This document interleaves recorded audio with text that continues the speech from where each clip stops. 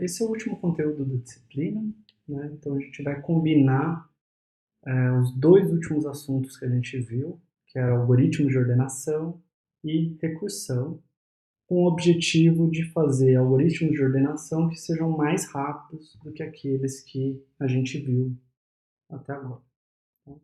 Então, relembrando o problema da ordenação, eu tenho uma lista L com N elementos, e eu preciso rearranjar os elementos de L de forma que L0 seja menor ou igual que L1, L2, assim por diante. E aqui eu tenho um errinho, desculpa. Até Ln-1, né? Estou contando a partir de 0. Tá? Então, basicamente, eu tenho uma lista como essa e eu quero ela ordenada do menor para o maior. E aí a gente viu 3 algoritmos. Né? O selection sort, a ideia é selecionar o iésimo menor elemento e colocar ele na posição i. O bubble sort, que a gente fazia passagens do final para o começo da nossa lista, trocando os pares que estavam invertidos. E o insertion sort, que a gente inseria o iésimo elemento na posição correta, para ir mantendo sempre um prefixo da nossa lista ordenado, né? Esse prefixo vai crescendo com o passar do tempo, até incluir toda a lista. E a gente viu esse experimento aqui, né? Que eu realizei, escolhendo elementos aleatoriamente entre 0 e 1, tá? E tirando a média da execução de 10, a média do tempo de 10 execuções, né? E o que a gente observou é que o tempo desses algoritmos parece crescer quadraticamente com o tamanho da minha lista, né? Conforme o tamanho da lista cresce, esse tempo cresce quadraticamente. Por exemplo, se eu dobro o tamanho da minha lista, que eu estava ordenando, o tempo praticamente quadriplica, tá? Algo do tipo. Bom, e na aula de hoje a gente vai ver, então, 2 outros algoritmos de ordenação que são baseados em recursão e que a gente vai ver que é bem mais rápido do que esses 3 algoritmos que a gente viu agora. Tá? Então, o primeiro algoritmo, né, a gente vai usar como estratégia recursão, e a ideia é a seguinte. Bom, digamos que eu estou fazendo um algoritmo recursivo de ordenação, tá? Então, como que eu poderia ordenar a primeira metade da lista? Vou usar alguma função, digamos, ordenar, dada a lista, e eu quero ordenar uma faixa que começa em E e termina em D. Tá? Então, ele vai ordenar a lista das posições E a D, inclusive, e vai deixar o resto da lista, o que está fora da faixa, do jeito que estava antes. Tá? A gente poderia usar um dos algoritmos que a gente viu anteriormente, ordenar só um pedaço, só uma faixa da minha lista, usando qualquer um daqueles 3 algoritmos. Mas, na verdade, o que a gente vai fazer é usar a recursão, porque se eu quero fazer um algoritmo recursivo de ordenação, para ordenar toda a lista, eu posso ordenar a primeira metade da lista e depois a segunda metade da lista. Tá? Então, nesse exemplo aqui, eu executaria essa função ordenar para essa lista L, das posições 0 a 4, e eu teria essa primeira metade ordenada. Né? Se eu quisesse ordenar a segunda parte, basta executar ordenar L de 5 a 9 e ter essas duas metades ordenadas. Tá? Então, eu recursivamente ordenei metade da lista, aí eu recursivamente ordenei a outra metade da lista, só que quando eu fiz isso, eu não ordenei a lista toda, né? Não ainda, pelo menos. Tá?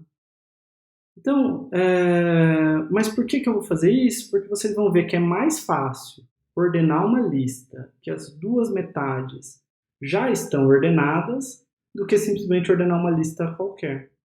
Tá? Então, se a gente tem uma lista com as duas metades já ordenadas, como que a gente poderia ordenar toda a lista, tá, facilmente? Né? Então, eu quero sair dessa lista que está assim e chegar na lista toda ordenada. E aí, é bem fácil fazer isso, tá? Bem mais fácil do que simplesmente ordenar uma lista. Lógico que eu poderia chamar um algoritmo de ordenação aqui, mas esse não é o nosso objetivo, né? A gente está querendo resolver, a gente está projetando um algoritmo de ordenação. Então a gente quer combinar esses dois resultados para obter esse resultado. Bom, o que a gente vai fazer é o que a gente chama de uma intercalação. Quando eu tenho duas listas, ou aqui eu tenho duas sublistas, que já estão ordenadas, é fácil eu conseguir uma lista com todos os elementos ordenados. Tá?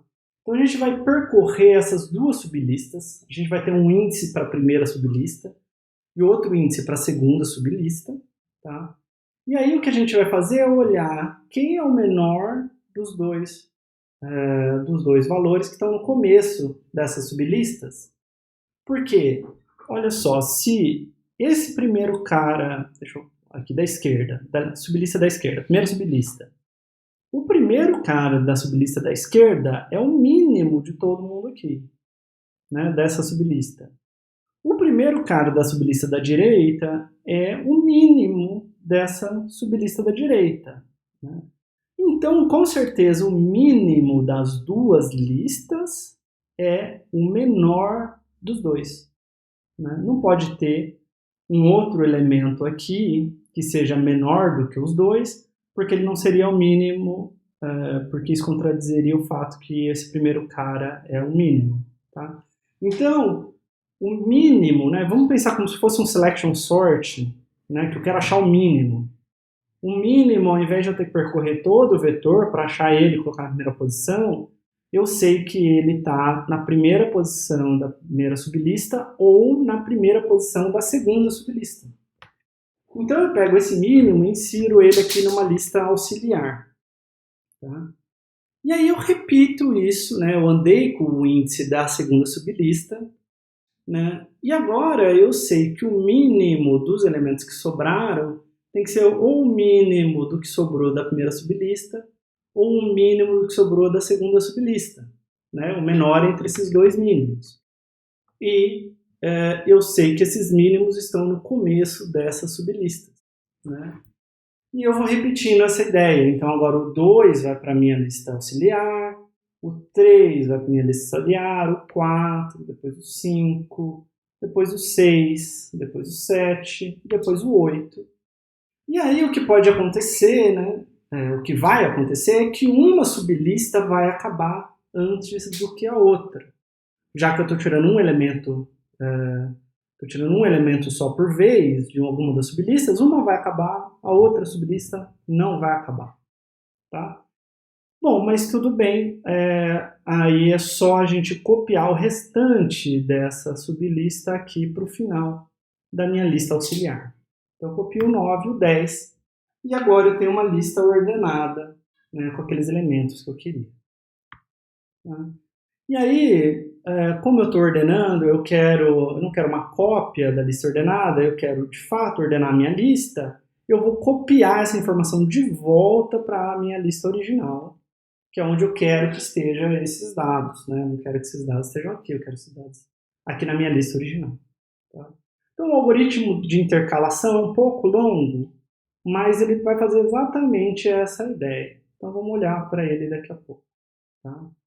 Primeiro, eu preciso falar sobre divisão e conquista. Tá? Então, recursão, ela parte desse princípio de que é mais fácil resolver problemas menores. Né? Casos muito pequenos, problemas muito pequenos, instâncias pequenas, eu sei resolver diretamente nos casos base. E em instâncias grandes, eu sei resolver indo a partir da solução de instâncias menores. Tá? E para alguns problemas, a gente consegue dividir esse problema, nessa instância, em duas ou mais partes. Tá? E aí a ideia de divisão e conquista, né, é uma forma de fazer recursão, onde a gente quebra o problema em vários subproblemas menores. Né? Por exemplo, eu quebro uma lista ser ordenada em duas listas. E depois eu tenho que conquistar a solução do meu problema. Então eu combino a solução dos problemas menores, das instâncias menores que eu As soluções que eu obtive recursivamente, eu combino elas para resolver o meu problema como um todo, minha instância grande. Tá? Então, quebro minha instância grande, em duas ou mais instâncias pequenas, resolvo cada uma delas recursivamente, né? Tenho a solução de cada uma delas e eu combino essa solução delas na solução da minha instância original, da minha instância grande. Tá? Então, por exemplo, para ordenar um vetor, uma lista, eu posso dividir a lista em duas metades, ordenar recursivamente, né? Então, obtive a ordenação das duas sublistas, e aí eu posso fazer esse processo de intercalação das duas sublistas para ter a lista ordenada no final. Tá? Então, a gente vai considerar uma intercalação, tá? Que a gente tem duas sublistas que estão armazenadas nessa minha lista, duas faixas, tá? Uma faixa, uma sublista, começa na posição E e termina na posição M, e a segunda começa na posição M mais 1 e vai até D. Tá? Então elas estão seguidas na minha lista aqui, uma vai de E até M e outra de M mais 1 até D. E a gente vai usar uma lista auxiliar aqui, também na nossa intercalação. Tá?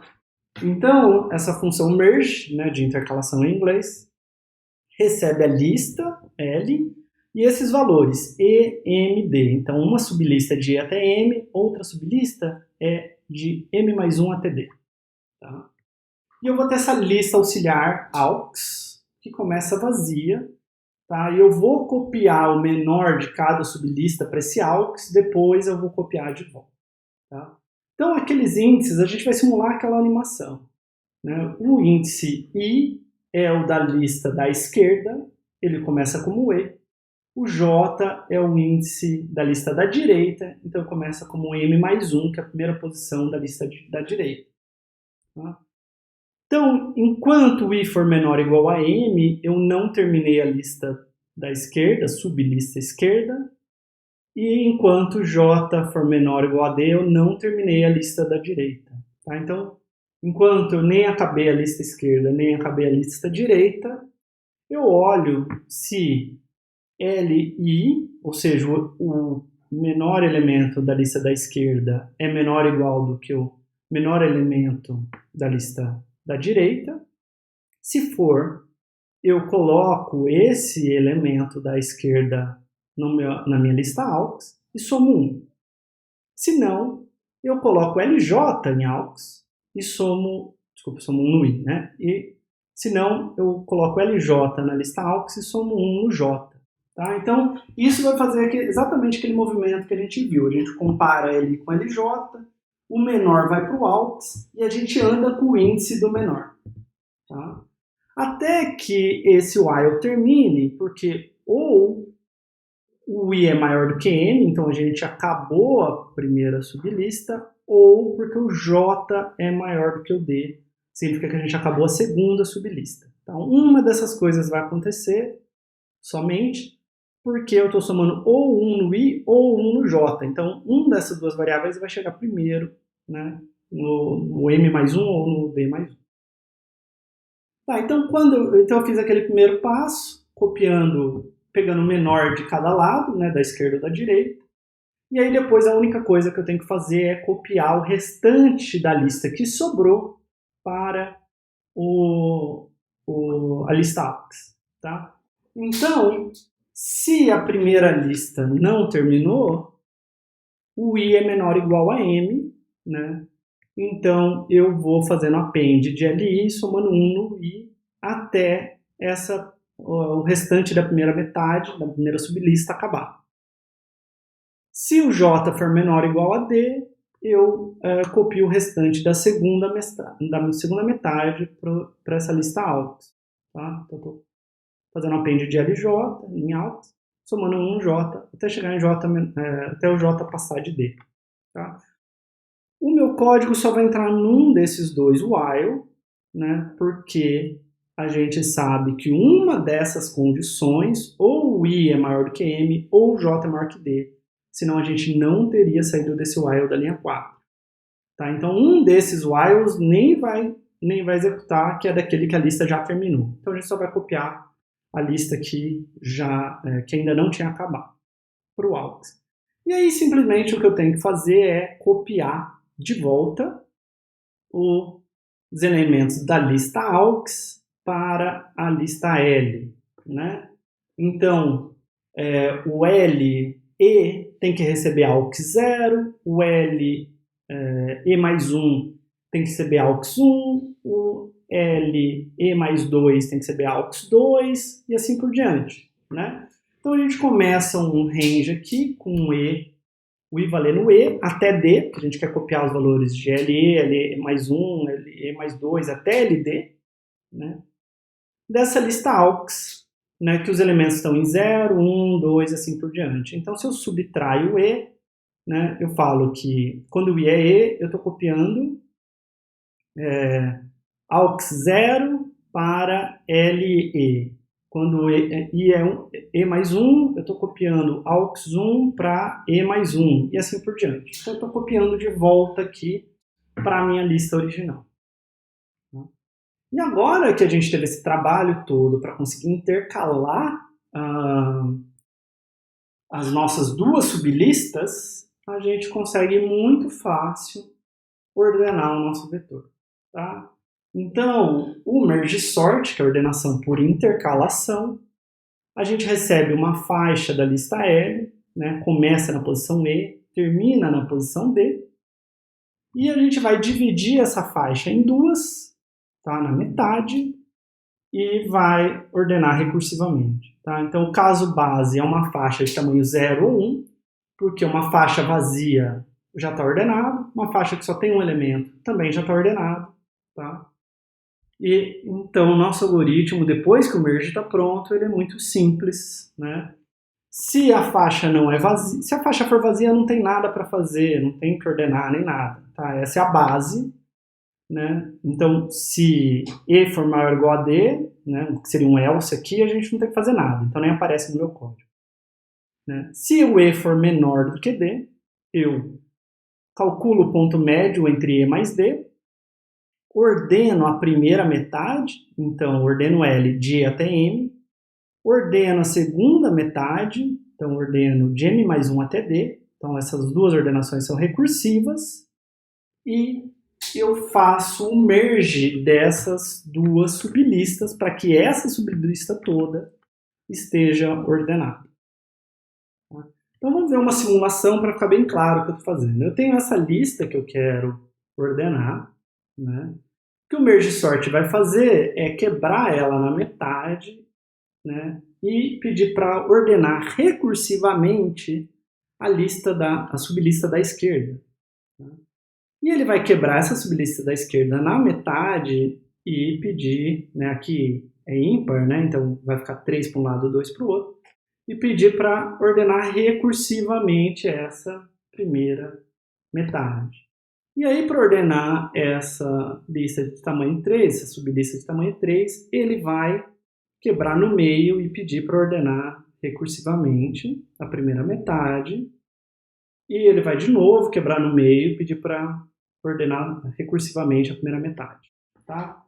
Aqui é um caso base, eu tenho uma faixa de tamanho 1, então só o 4 sozinho está ordenado. Tá bom. Aí a recursão volta e ele pede para ordenar a segunda faixa, segunda sublista dessa faixa 4, 8. O 8 sozinho também está ordenado. Né? E agora você tem 4 e 8 ordenado, você faz um merge dessa lista com essa lista, né?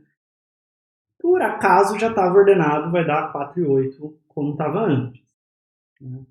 Agora, a recursão volta, a primeira metade dessa lista já está ordenada, agora a gente precisa ordenar a segunda metade dessa lista, que é só o 2, e o 2 sozinho está ordenado. E aí a gente precisa fazer um merge, uma intercalação dessa lista. Né? E aí quando eu faço dessas duas sublistas, quando eu faço essa intercalação, eu vou ter 2, 4 e 8, então esse pedaço todo agora está ordenado, né? E agora eu tenho que ordenar a segunda sublista, que tem que ordenar a primeira, já está ordenada sozinho, a segunda já está ordenada sozinha, e aí eu vou fazer intercalação de 7 com 6, vai dar 6 e 7, e agora eu faço intercalação desse 2, 4 e 8 com 6 e 7, porque eu já terminei a primeira chamada recursiva, terminei a segunda chamada recursiva, então agora eu faço a combinação, né? Então eu dividi, né? E agora eu estou conquistando. Então eu dividi e resolvi recursivamente as duas instâncias, conquistei, obtive a resposta das duas, e aí agora eu estou combinando essa resposta para achar a resposta da minha instância. E aí eu vou ter a lista ordenada 2, 4, 6, 7, 8. Tá? E aí a gente vai fazer a mesma coisa para a direita, né? Essa lista de tamanho 5 vai quebrar em duas, uma de tamanho 3, outra de tamanho 2, não sei o quê. Eventualmente essa chamada recursiva vai terminar com essa segunda sublista também ordenada. E agora, quando eu faço a intercalação dessa sublista com essa sublista, a gente obtém a lista toda ordenada. Então esse é o merge sort, tá? Então, só voltando aqui, acho que no código, seria interessante mostrar. Né? Divido no meio, ordeno para a esquerda, ordeno para a direita e faço a intercalação. A intercalação é aquela ideia de que eu comparo o primeiro elemento da primeira sublista com o primeiro elemento da segunda sublista, quem for menor vai para o vetor auxiliar, vou andando com o índice fazendo essas comparações, uma das listas não vai acabar, eu copio ela toda no final nesse vetor auxiliar, nessa lista auxiliar, depois eu copio todo de volta na posição correta de E. Outro algoritmo recursivo é o quicksort, tá? E ele usa também a ideia de divisão e conquista, só que no merge sort a divisão foi fácil, foi só fazer uma conta, achar o ponto médio. A conquista, né, foi difícil, a gente teve que fazer aquela intercalação para resolver todo o problema. O quicksort inverte essa ideia. Ele vai ter dificuldade para dividir o problema em dois, né, mas ele não vai ter nem que fazer nada para combinar as soluções depois. Então a gente vai escolher o que a gente chama de um pivô, algum elemento aqui da nossa lista, tá? Então digamos o 4. E o que a gente quer fazer é colocar os elementos que são menores do que o pivô na esquerda do pivô e os maiores que o pivô na direita do pivô. Tá? Então a gente vai ter uma coisa como essa. Como meu pivô é 4, 1, 2 e 3 tem que ficar à esquerda, não necessariamente ordenado, só tem que ficar à esquerda do pivô. E de 6 a 10, também não necessariamente ordenado, tem que estar à direita do meu pivô. Né? E olha só que legal, o meu pivô ele já está na posição correta da minha lista ordenada, né? Porque tem 3 elementos menores do que ele e ele está nessa quarta posição da minha lista, né? Porque todo mundo que é menor está para a esquerda, todo mundo que é maior está na direita, ele está na posição correta, mesmo que os outros não estejam. E como ele está na posição correta, a gente pode ordenar esse lado esquerdo independentemente do lado direito, porque ninguém daqui tem que ir para a esquerda, ninguém da esquerda tem que ir para a direita, porque o pivô separa esses dois lados. Né? Aí eu recursivamente ordeno a esquerda e a direita e eu tenho a solução do meu problema. Tá? Então a gente vai ter uma função chamada partition, de particiona, que recebe uma lista L e uma faixa de E até D dessa lista, escolhe um pivô nessa lista, coloca os elementos menores à esquerda do pivô, coloca os elementos maiores à direita do pivô, né, menores que o pivô à esquerda do pivô, maiores que o pivô à direita do pivô, e devolve para a gente onde esse pivô ficou nessa faixa, para a gente saber onde ele foi parar. Tá? E eu já vou mostrar como como fazer o partition, tá? Mas aí o meu algoritmo recursivo do quicksort é muito simples. Ele recebe a lista, a faixa que a gente está ordenando, né? Se a faixa não for vazia, se a faixa tiver mais do que 2 elementos, tá? Se ela tiver 0 elementos ou tiver 1 elemento, essa faixa já está ordenada. Se ela tiver 2 ou mais elementos, então se E for estritamente menor do que D, eu chamo essa função partition para a lista L nessa faixa E e D. Ela coloca todo mundo menor do que o pivô para a esquerda do pivô, todo mundo maior que o pivô para a direita do pivô, e me diz onde o pivô foi parar. E agora eu posso ordenar independentemente o lado esquerdo e o lado direito da minha faixa. Tá? Então eu vou ordenar de E até K-1 e eu vou ordenar de K+1 até D, recursivamente. Eu não falei isso no merge sort, tá? Mas deixa eu chamar a atenção aqui, que a gente recebe essa faixa e quando eu quiser ordenar a lista inteira, né, eu vou fazer a chamada para essa função ou para merge sort, passando E igual a 0 e D igual ao comprimento da lista menos 1. Tá? A gente precisa receber E e D por causa dessas chamadas recursivas, o tamanho da faixa está variando, assim como a gente viu lá na busca binária. Tá? Então a gente só precisa particionar a lista em duas e ordenar o lado esquerdo e o lado direito, porque o pivô já está na posição correta. Tá? Então como que a gente particiona uma lista? Não é tão difícil, mas é um pouco técnico tentar explicar bem. Tá? A gente vai andar da direita para a esquerda na nossa faixa, né, que a gente está olhando, tá andando com o índice I lá do final para o começo. Tá? E do I até uma variável que eu vou chamar de pós, menos 1, a gente vai ter os elementos são menores do que o pivô. E de pós, desculpa, aqui deveria ser até D, estava em inglês de right, tá? Então aqui é D de direita, vão ficar os maiores ou iguais ao pivô.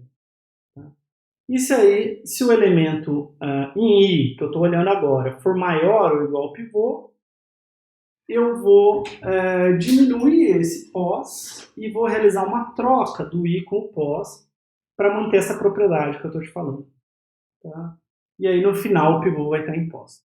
Bom, eu vou mostrar a animação para deixar claro o que eu estou querendo dizer aqui em cima, então eu vou reexplicar mostrando a animação. Tá? Então a gente tem o seguinte, a gente tem esse índice I, tá? Que a gente vai andar da esquerda para a direita na nossa sublista, né? Nessa faixa que começa em E e vai até D. Tá? O nosso pivô vai ser o L de E, então aqui, linha 2, pivô é o L de E. Tá?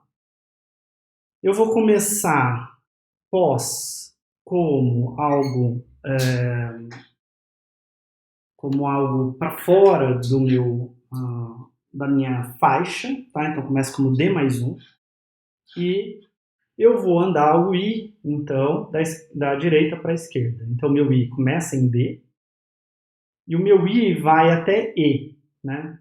Então, por causa da sintaxe do range, eu tenho que colocar E menos 1 aqui, né? E eu vou andar diminuindo do D para E. Então eu estou dando passos de tamanho menos 1 e eu quero ir até E, né? Então, sem incluir E menos 1. Tá? Então, eu estou indo com o I da direita para a esquerda. E aí a ideia é a seguinte, né? Então, vamos olhar o que eu estou falando aqui. Do I até pós menos 1, né? Então, no começo, pós menos 1 é igual ao I, a gente vai manter os que são menores do que o pivô. Tá? E de pós até D, desculpa, não R, tá? De right isso aqui, então até D, a gente vai manter os que são maiores ou iguais ao pivô. O nosso pós é D mais 1, então de pós até de D mais 1 até D é um intervalo vazio, então no começo a gente não tem essa faixa. Tá? Então a gente vai manter duas faixas na nossa lista, dois trechos da nossa lista, né? Um com caras menores do que o pivô, outros com caras maiores ou iguais, potencialmente, do que o meu pivô. Tá? E aí, vamos ver o que acontece então. Deixa eu andar um pouquinho o algoritmo e explicar um pouco melhor. Tá? Então eu estou andando com esse i aqui. Né? E aí, quando eu ver números maiores ou iguais ao pivô, eu vou fazer alguma coisa. Tá? Então 10 é maior ou igual do que o pivô, ele tem que ficar nessa faixa que vai de pós até D. Né?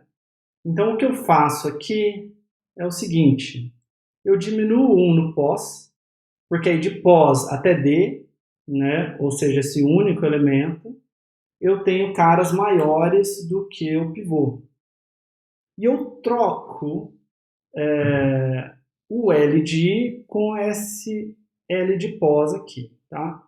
Então isso é uma forma fácil de eu trocar o valor de duas posições de uma lista, ou trocar o valor de duas variáveis no Python. Tá? Então li vírgula lpos é igual a lpos, vírgula li. Estou trocando o valor desses dois caras.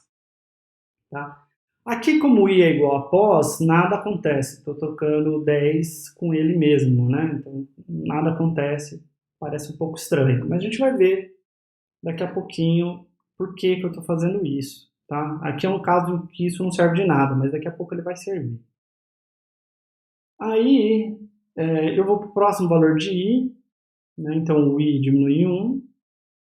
Tá? E eu olho para ver se esse L de i é maior ou igual ao pivô. E ele é maior ou igual ao pivô. Eu diminuo 1 no pós, porque eu quero dizer que de pós para frente todo mundo é maior ou igual do que o pivô. Tá? De i até pós menos 1, que agora vai ser, por enquanto, é vazio, então os caras menores do que o pivô. Né? Não vi ninguém menor do que o pivô ainda. Tá? Eu vou... então eu diminui 1 no pós e eu vou trocar o LI com LPOS, que de novo não vai fazer nada. Tá? Agora vai começar a ficar interessante de fato. Porque agora eu vi um LI, que é o 1, que não é maior ou igual do que o pivô. Tá? E aí o que eu quero é, então, do i até pós menos 1 ter os menores que o pivô, que é só o 1, e do pós para frente ter os maiores que o pivô, então 9 e 10. Então imagine que tem duas faixas aqui, tá? De pós para frente são os maiores que o pivô, de i até pós menos 1 são os menores do que o pivô. Então tá bom, o i diminui, o pós continua no mesmo lugar. A gente, nesse if falha, nada acontece. Agora, deixa eu mostrar para vocês porque eu faço essa troca da linha 7. Olha só, eu estou vendo um cara maior do que o pivô, o 5 é maior do que o 4. Né? Então eu entro nesse if. E aí o que eu quero? Eu quero ter de pós para frente os 3 elementos que eu já vi que são maiores que o pivô. E de i até pós, eu quero ficar com o único elemento que eu vi menor do que o pivô, o 1. Né? Então o que eu faço? Eu diminuo 1 no pós, porque eu vou precisar ter 3 elementos, eu tenho 3 elementos maiores do que o pivô, né? Mas não é verdade nesse momento que de pós para frente eu tenho os maiores do que o pivô, né? E não é verdade que do i até pós eu tenho os menores do que o pivô. Porque esse 5 entrou agora na história atrapalhando. Mas se eu trocar quem está na posição i com quem está na posição pós, eu corrijo isso. Então de pós para frente eu tenho os maiores do que o pivô, de i até pós menos 1 eu tenho os menores do que o pivô. Tá? Agora eu vejo 3, o 3 é menor do que o pivô, eu não tenho nada para fazer. Aí eu vejo 6, que é maior do que o pivô, né? E aí o que eu quero fazer? Eu quero aumentar a faixa dos maiores, né? Mantendo o tamanho da faixa dos menores iguais, né? Então eu diminuo 1 no pós, linha 6. E quando eu faço isso daqui, ó, quando eu diminuo 1 no pós, o pós passa a apontar, antes ele apontava para o primeiro elemento na faixa maior do que o pivô. Quando eu faço isso, ele está apontando para o último elemento da faixa dos menores do que o pivô, né? Então eu faço essa troca, porque eu sei que o que está em I é maior ou igual do que o pivô, e o pós está no final da faixa dos menores. Quando eu faço essa troca, eu arrumei de novo essa propriedade que eu quero. De pós para frente, eu tenho os maiores ou iguais ao pivô. Do I até pós menos 1, eu tenho os menores do que o pivô. Vejo 7, diminuo 1 no pós, troco com o 3. Vejo o 2, ele é menor do que o pivô, não tenho nada para fazer. Vejo o 8, ele é maior do que o pivô, eu diminuo 1 no pós e troco com 1, né? Para poder aumentar aquela faixa. Então, aumentar a faixa dos menores, como ela está aqui começando em I, é fácil, né? É só diminuir 1 no I. Mas, aumentar a faixa dos maiores, eu preciso diminuir 1 no pós, ao mesmo tempo que eu diminuir 1 no I, e fazer essa troca para isso funcionar. É isso que esse algoritmo está fazendo, né? O I sempre diminui 1, o pós diminui 1 quando eu vejo um cara maior, e aí eu preciso fazer a troca para manter essa propriedade. E olha só o que acontece quando o I chega no E. Quando o I chega no E, a gente vê o pivô, e o pivô é maior ou igual do que o pivô, né? Então a gente diminui 1 no pós e troca o pós com o I, né? O pivô fica na posição correta, porque ele é o menor dos maiores iguais a ele, né? E os menores do que ele estão aqui nessa outra faixa de I até pós menos 1. Então a gente conseguiu particionar essa lista. Vamos simular o Quicksort para ver ele funcionando. Tá? Então aqui está a minha lista original. E aí eu rodo esse particiona e fico como algo desse tipo. Tá?